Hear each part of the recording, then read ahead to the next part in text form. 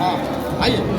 जहाँ के भाषा भोजपुरी बिहार के बोला जाला, जहाँ से हमने सब लोग के उपलब्धि भइल बा, जहाँ से हमने के सब लोग के पहचान कैमरामैन के छोड़ दो, जा फोकस करे दो, फोकस होता ओजे अवार्ड शो हो रहा बा।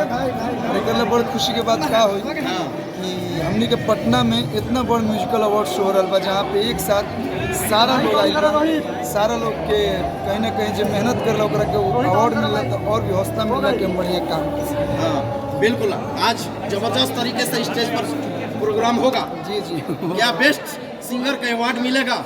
देखिए अवार्ड मिले या ना मिले, अवार्ड जे जे जौना लायक हो ओकरा के अवार्ड मिले, और अवार्ड मिले या ना मिले हमनी के जे अवार्ड लेवे खातिर ना हमनी के एकत्र भइल बन जब भोजपुरी म्यूजिक अवार्ड शो खातिर ई पहला भइल बा तो आगे भी कंटिन्यू होत रहो एकरा खातिर। बिल्कुल। तो एकता दिखावल जाता और आगे भी ऐसे ही अवार्ड शो होत रही, बस लोगन के प्यार मिले।